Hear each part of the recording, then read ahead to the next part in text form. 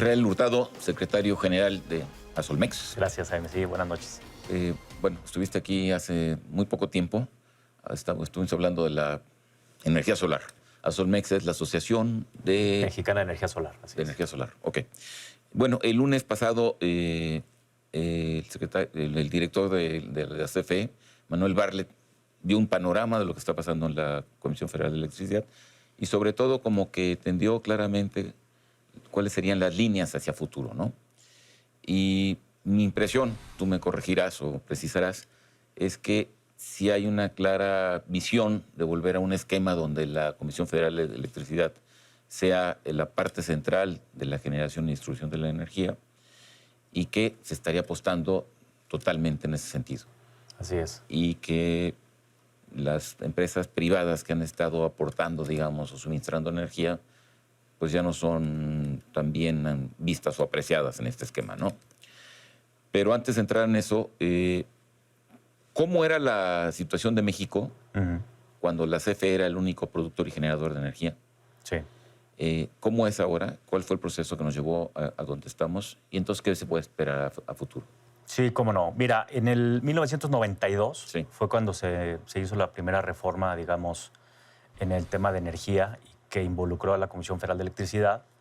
Hay que recordar que la demanda de electricidad en México ha crecido año con año y de manera muy fuerte, ¿no? O sea, cada año hay un incremento en la demanda.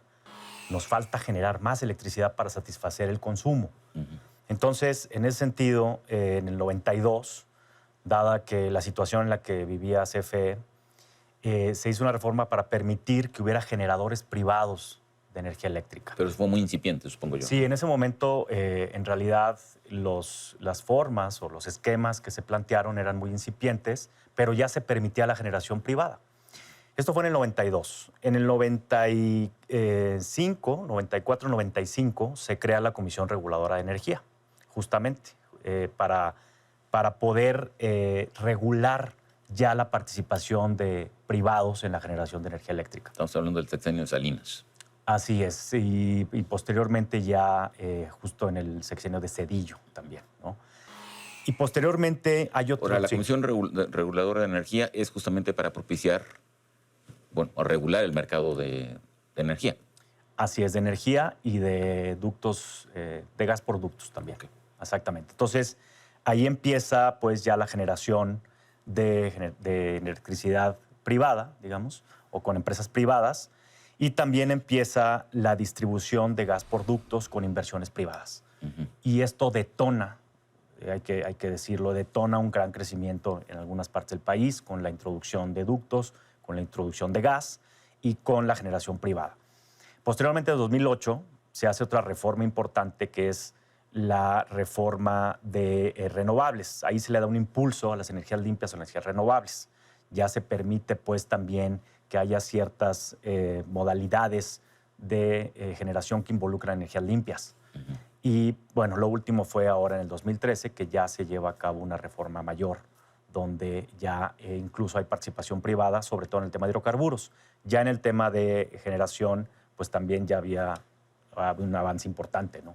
Ahora, este es un punto. Y el otro punto es que se hacen, entonces, se vienen las licitaciones, por ejemplo, en el campo de la energía solar y la energía eólica, para que empresas extranjeras generen energía, se la venden a CFE, y a largo plazo, creo que el esquema era que finalmente se creara una especie de mercado libre, donde las empresas iban a poder ya intercambiar estos flujos de energía al margen de la CFE. Así es. ¿Así era? Esa era la tendencia. Ese era el planteamiento que se ha venido construyendo desde hace años ya.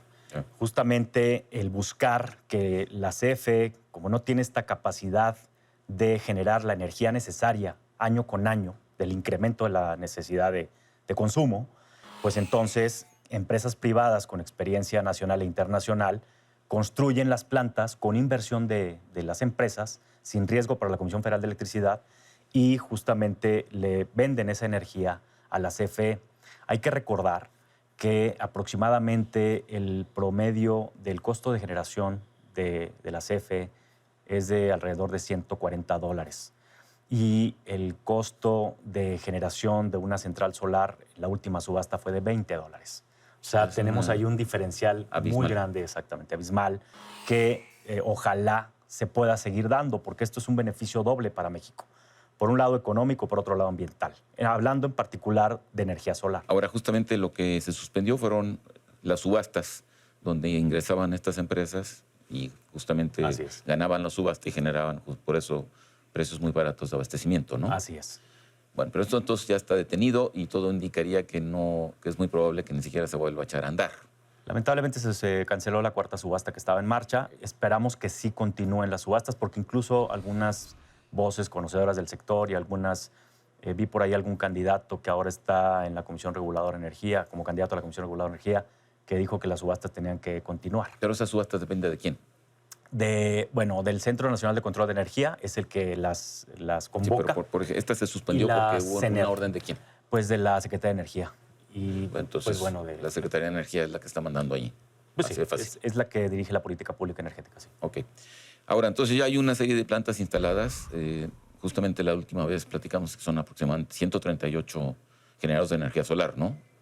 Hay nosotros en Asolmex tenemos 115 asociados, que son empresas que desarrollan energía solar. Sí. Y hay 39 centrales solares en operación al día de hoy, que generan 2.500 megawatts. Esas ya están ahí y están funcionando. Sería muy complicado que las echaran para atrás, que las revirtieran los contratos, un contrato de largo plazo. Ya están. Sí, son contratos firmados y ya están entregando energía a la red. Y la CFE utiliza esa energía para satisfacer la demanda. Entonces, eso es difícil que se mueva. Sí, y hemos escuchado que van a respetar los contratos. Ok. Pero también, así como se están planteando las cosas, es muy probable que ya no vaya a haber nuevos contratos. Pues es probable que ya no, por el día de hoy, ya no hay subastas en marcha. Vale, por eso no habrá nuevos contratos, hasta lo que vamos. Bueno, y además lo que se expresa como la visión de lo que se quiere hacia el futuro, ¿no? Así es. Entonces, ¿qué es lo que queda para esta energía renovable que está vinculada justamente con la generación privada en este nuevo, digamos, escenario? Definitivamente ya no va a haber más contratos, no va a haber más empresas que se instalen, o quedan resquicios dentro de este esquema donde se pueden instalar empresas, a lo mejor generando menos electricidad y no vendiéndole a la CFE, pero sí entrando en comunicación con otras empresas privadas. ¿Se puede decir, existe un margen para que esto ocurra? Sí. Sí, mira, hay 3 vías para desarrollar la energía solar. Una son las subastas, que la última se canceló. La otra es contratos bilaterales entre generadores y empresas privadas que quieren contar con energía limpia a un precio, a un costo menor. Generador y empresa privada, nos ponemos de acuerdo. Nos ponemos de acuerdo, pactamos un precio y al final es un precio usualmente más abajo de la CFE. Pero todo esto corre por las líneas de la CFE, porque no hay otra manera. Sí, bueno, ahí se está interconectado la red, exactamente. Okay. Esa es la segunda. Y la tercera es instalación de paneles en techos. Y ahí todavía, y entiendo que esta administración, en su plan que presentaron, van a impulsar la instalación de paneles en techos, residencial, comercial, industrial. Y ojalá que así sea, porque México tiene un gran potencial solar para que esto suceda. En el 2007 se instaló los primeros paneles en techos. Fue el primer contrato de interconexión a la red de instalación de paneles en techos.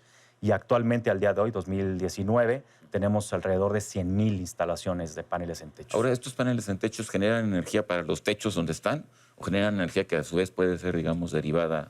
Sí, puede ser inyectada a la red. Ahora justamente ya se permite eso con medidores bidireccionales. Se puede generar, inyectar a la red y almacenar. Y ahí la pregunta es, esta ley es lo que, digo, este esquema es el que marca la ley. De tal manera que si hubiera que modificar esto, habría que modificar la ley. Sí, se tiene que modificar varias leyes, ¿no? La Ley de Transición Energética, la Ley de la Industria Eléctrica y disposiciones y regulaciones de la Comisión Reguladora de Energía que permiten justamente la medición neta, la net metering, net billing, en fin, los esquemas que hay para que se pueda hacer esta inyección de energía a la red y compra de energía. Bueno, y tú que estás justamente en esta asociación de empresarios generadores de solar, ¿qué tan viable ves justamente este esquema, el número 2, de empresas que se instalan y se conectan con una empresa que está demandando esta electricidad, pactan un precio y van hacia adelante? ¿Y si realmente es viable? Sí, es muy viable. Déjame decirte incluso que de las 39 centrales en operación que hay el día de hoy, solo 10 centrales son derivadas de subastas o de contratos derivados de subastas. En realidad, las otras 29 son generadores que bajo otros esquemas están operando en el mercado. Y justamente lo que hace posible esta compra y venta de energía a precios más bajos es el mercado eléctrico mayorista, que es donde concurren generadores y compradores. Esa es la gran ventaja que hay en el sistema eléctrico mexicano. Ha habido una fuerte inversión extranjera de esto, grandes plantas como Enel, no sé, Engie y otras, ¿no? ¿Y la presencia nacional, la presencia de inversores extranjeros es fuerte? Sí, hay desarrolladores mexicanos. Incluso la primer central solar en México, en 2013, ¿no?, inaugurada, que entró en operación, es de una empresa mexicana, de un desarrollador mexicano. Cada vez es más evidente que la electricidad se está convirtiendo en un punto central en el cambio del abastecimiento de energía, ¿no? Así es. El petróleo irá hacia la baja conforme pase el tiempo y la electricidad, incluso en el caso de los coches, ¿no?, que serán alimentados ya eléctricamente. Exactamente. Entonces, cada vez es más evidente que va a haber una gran demanda cada vez mayor de electricidad. ¿Cómo ves este panorama? Pues mira, yo esperaría que la nueva administración, la actual administración, impulse las energías limpias, impulse las energías renovables. México tiene un gran potencial solar. México pertenece al cinturón solar, que son los países con mayor exposición o con mayor radiación en el mundo, con mayor recurso solar. Entonces, en ese sentido, creo que instalar una central solar o impulsar centrales solares o instalación de paneles en techos debe ser el camino que debemos de seguir. No el camino de carboeléctricas, que son más caras y que además pues, tienen una porción de contaminación al medio ambiente. ¿Carboeléctricas? Las carboeléctricas. Sí, creo que el esquema de potenciar o repotenciar las hidroeléctricas creo que es algo que se debe hacer y va a aportar cierta capacidad al sistema, pero no es suficiente. Por ejemplo, está pasando ahorita una consulta o va a suceder una consulta para construir una termoeléctrica, ¿no? Sí. Creo que podría instalarse una central solar. Y en todas partes del país, en el 85% de México tenemos una irradiación solar óptima, ¿no? En cualquier parte que pongas un panel prácticamente va a generar con un muy buen grado de eficiencia. Entonces, creo que el camino, más bien, más que voltear a ver otras tecnologías, tendría que ser instalar centrales solares, instalar paneles en techos. Y también, porque no, evidentemente, energía eólica y algunas otras tecnologías. Pero ese debe ser el camino de México. Cada año la demanda sigue creciendo. Y nuestra capacidad de reserva, de poder resolver o satisfacer la demanda y que no haya apagones, por ejemplo, cada vez se va reduciendo más. Entonces, ¿qué sucede? Tenemos buenos costos o los mejores costos a nivel mundial con generación solar, por ejemplo, y también necesitamos demanda y para el consumo, para satisfacer el consumo. Entonces, necesitamos unir ambas piezas para que México pueda seguir un camino de desarrollo avanzado. En realidad, la solar es capital para lo que viene. Totalmente. La renovables en general, pero la solar particularmente. La solar Y particularmente. bueno, y por lo que tú dices, el caso de México, que está justamente en este cinturón. Cinturón solar, así es. Bueno, Israel, pues te agradezco No, mucho. gracias. Al contrario. Gracias. Gracias. En Contexto, buenas noches. Hasta la próxima semana.